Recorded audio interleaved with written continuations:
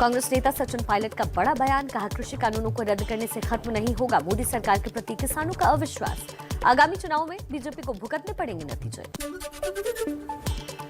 BSP supremo Mayawati ने कहा, UP के सभी जिलों में हमारी पार्टी चुनावी अभियान में लग गई है। मोदी सरकार ने कृषि कानून वापस लेकर सही किया, लेकिन अब किसानों के साथ बातचीत को ज्यादा नहीं लटकाना चाहिए। किसानों के अल्टीमेटम के बाद केंद्रीय गृह राज्य मंत्री अजय मिश्रा टेनी ने कार्यक्रम रद्द किया। टिकैत ने लखीमपुर में चीनी मिल के उद्घाटन समारोह में टेनी के जाने का विरोध करने का ऐलान किया था। बंगाल की सीएम ममता बनर्जी के दिल्ली दौरे का आज तीसरा दिन, शाम 5 बजे ममता की पीएम मोदी से मुलाकात। त्रिपुरा हिंसा और बीएसएफ के अधिकार क्षेत्र पर उठाएंगे सवाल। कांग्रेस को तगड़ा झटका लगा है। दिल्ली में ममता बनर्जी की मौजूदगी में कांग्रेस नेता कीर्ति झा आजाद, अशोक तंवर और पूर्व जेडीयू सांसद पवन वर्मा टीएमसी में शामिल हुए। ममता बोली, बीजेपी को हराना हमारी सबसे बड़ी प्राथमिकता। दिल्ली में गीतकार जावेद अख्तर और सुगेंद्र कुलकर्णी भी ममता बनर्जी से मिले। सुधेंद्र कुलकर्णी के भी टीएमसी में शामिल होने की चर्चा।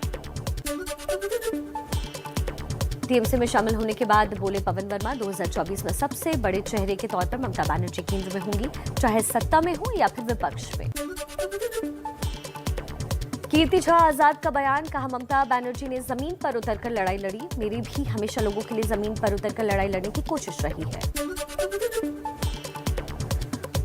एबीपी न्यूज पर कांग्रेस नेता अधीर रंजन चौधरी बोले, ममता और बीजेपी के बीच साठगांठ, ममता बीजेपी के साथ मिलकर कांग्रेस को तोड़ने में लगी है। ईडी और सीबीआई के भय से ममता डर गई, इसलिए दिल्ली दौरा है। यूपी चुनाव के लिए समाजवादी पार्टी और आरएलडी के बीच सीट बंटवारे पर सहमति बनी, आज गठबंधन का ऐलान भी संभव। अखिलेश यादव का ट्वीट, लिखा जयंत जी के साथ बदलाव की ओर। जयंत ने लिखा बढ़ते कदम। सूत्रों के मुताबिक आरएलडी को समाजवादी पार्टी 30 से 35 सीट दे सकती है। जयंत चौधरी ने डिप्टी सीएम का पद भी मांगा है। समाजवादी पार्टी के संस्थापक मुलायम सिंह यादव बोले, देश में महंगाई, बेरोजगारी और भ्रष्टाचार सबसे बड़ी समस्या। यूपी के लिए समाजवादी पार्टी ने सबसे ज्यादा काम किया। यूपी के जेवर में अंतर्राष्ट्रीय एयरपोर्ट का कल शिलान्यास करेंगे प्रधानमंत्री नरेंद्र मोदी। नाम होगा नोएडा इंटरनेशनल एयरपोर्ट। यूपी देश का पहला राज्य होगा जहां 5 अंतर्राष्ट्रीय हवाई अड्डे हो जाएंगे। यूपी के सीएम योगी आदित्यनाथ ने नोएडा अंतर्राष्ट्रीय हवाई अड्डे की शिलान्यास की तैयारियों का जायजा लिया। अखिलेश यादव पर साधा निशाना, कहा कुछ लोग अकल से पैदल हो गए हैं, हर प्रोजेक्ट पर अपने दावे पेश करते हैं। कानपुर में सीएम योगी का ओवैसी पर निशाना, कहा समाजवादी पार्टी का एजेंट बनकर ओवैसी बिगाड़ रहे हैं माहौल, लोगों को भड़काया तो चाचा जान अब्बा जान में से सख्ती से निपटेगी सरकार। और अब आपको यूपी की राजनीति से जुड़ी कुछ और बड़ी खबरें बता देते हैं फटाफट अंदाज में। कानपुर में बूथ अध्यक्षों के सम्मेलन में जेपी नड्डा का अखिलेश यादव पर हमला, कहा समाजवादी पार्टी परिवारवाद से प्रेरित, जिन्ना को याद करने वालों को राष्ट्रवादी मुंहतोड़ जवाब देंगे। मिशन यूपी पर बीजेपी अध्यक्ष जेपी नड्डा के सिख वोटरों को साधने की कवायद, कानपुर के गुरुद्वारे में सीएम योगी के साथ मत्था टेका। यूपी विधानसभा चुनाव जीतने के लिए एक्शन में बीएसपी सुप्रीमो मायावती, पार्टी कैडरों के साथ बैठक में 86% सुरक्षित सीटों को जीतने की रणनीति पर मंथन किया। राष्ट्रपति रामनाथ कोविंद का आज से 2 दिवसीय कानपुर दौरा, आज चौधरी हरमोहन सिंह यादव की जयंती समारोह में करेंगे शिरकत, कल हरकोट बटलर प्रौद्योगिकी विश्वविद्यालय के शताब्दी समारोह में होंगे शामिल। अब रक्षा मंत्री राजनाथ सिंह का मिशन यूपी, 25 नवंबर को सीतापुर और 27 नवंबर को जौनपुर में बूथ अध्यक्षों के सम्मेलन को करेंगे संबोधित, देंगे जीत का मंत्र। पंजाब में शिक्षकों से दिल्ली के सीएम अरविंद केजरीवाल का बड़ा वादा, गेस्ट टीचर्स को पक्की नौकरी देने समेत 8 गारंटी दी, कहा सरकार बनते ही शिक्षकों के सारे खाली पद भरेंगे। पंजाब में कांग्रेस पर अरविंद केजरीवाल का बड़ा बयान, बोले अगर हम कचरा लेना शुरू कर दें तो कांग्रेस के 25 विधायक आम आदमी पार्टी में शामिल हो जाएंगे, 2 से 3 सांसद भी हमारे संपर्क में हैं।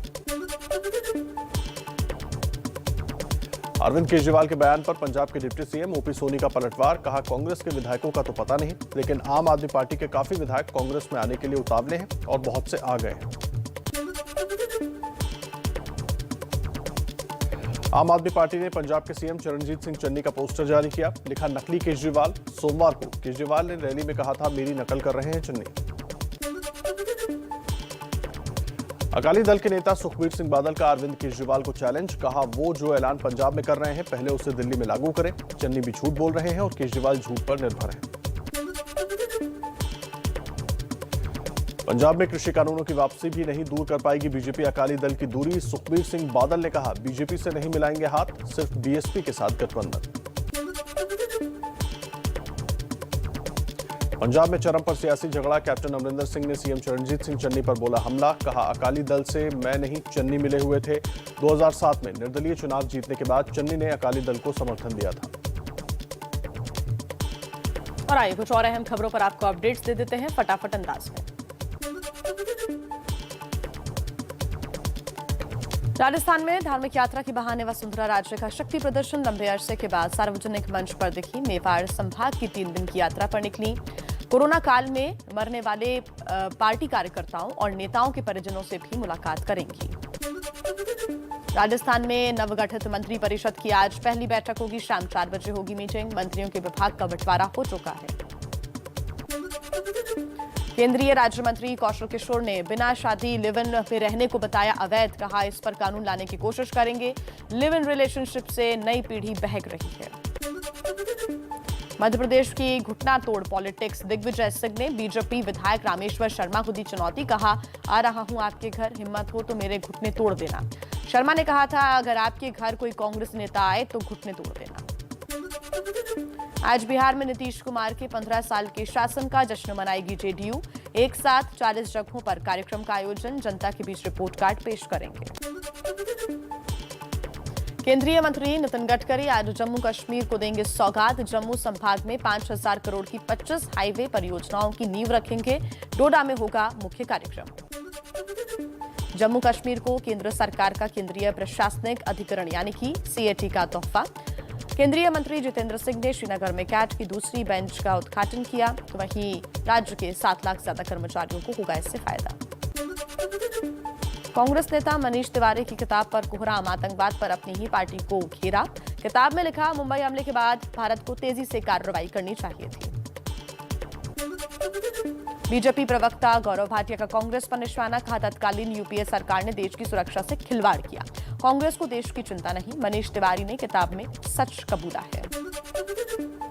कांग्रेस नेता अधीर रंजन ने मनीष तिवारी की किताब पर कहा, कांग्रेस राज्य में आतंक के खिलाफ कड़े फैसले लिए गए। मनीष तिवारी के विचार निजी हैं। कांग्रेस नेता सलमान खुर्शीद की किताब सनराइज ओवर अयोध्या के मामले पर आज दिल्ली हाई कोर्ट में सुनवाई। प्रकाशन और बिक्री पर रोक लगाने की याचिका दाखिल की गई है। त्रिपुरा मामले में ममता बनर्जी को सुप्रीम कोर्ट से झटका। कल होने वाले स्थानीय निकाय चुनाव टालने से कोर्ट का इनकार। टीएमसी ने राजनीतिक हिंसा का हवाला देकर चुनाव टालने की मांग की थी। दिल्ली एनसीआर में प्रदूषण पर आज फिर सुप्रीम कोर्ट में सुनवाई। पिछली सुनवाई में सुप्रीम कोर्ट ने प्रदूषण को रोकने के प्रयासों को लेकर असंतोष व्यक्त किया था। दिल्ली के सरकारी दफ्तरों में वर्क फ्रॉम होम खत्म करने और स्कूलों को फिर से खोलने पर आज केजरीवाल सरकार लेगी फैसला। पिछले कुछ दिनों से प्रदूषण के चलते बंद हैं स्कूल्स और सरकारी दफ्तर। झारखंड की राजधानी रांची में पीटी परीक्षा के नतीजों को लेकर अब असफल छात्रों ने मार्च निकाला। छात्रों के बेकाबू होने के बाद पुलिस ने किया लाठीचार्ज। उत्तर प्रदेश के फतेहपुर में बीजेपी विधायक विक्रम सिंह का थाने के अंदर धरना प्रदर्शन। समाजवादी पार्टी के नेताओं से हुआ था झगड़ा। आरोपियों की गिरफ्तारी की मांग के लिए थाने में हंगामा किया। दिल्ली के कस्तूरबा अस्पताल के डॉक्टर्स की चेतावनी।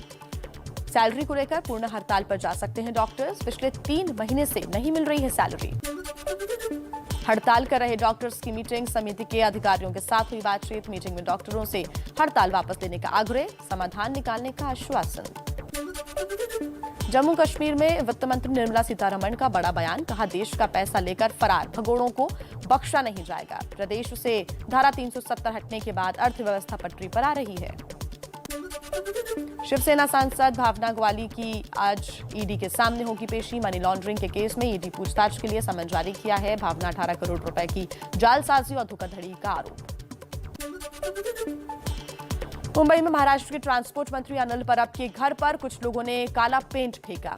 हड़ताल के मुद्दे पर मंत्री के खिलाफ विरोध प्रदर्शन किया। पुलिस ने 5 लोगों को हिरासत में लिया है। मुंबई पुलिस के पूर्व कमिश्नर परमवीर सिंह को भगोड़ा घोषित करने के आदेश की कॉपी घर पर चिपकाई गई। 100 करोड़ की वसूली केस में पुलिस को परमवीर सिंह की तलाश है।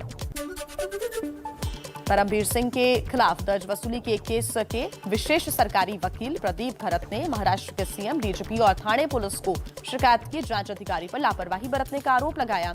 कहा, जांच से जुड़ी जानकारी साझा नहीं कर रहे हैं अधिकारी।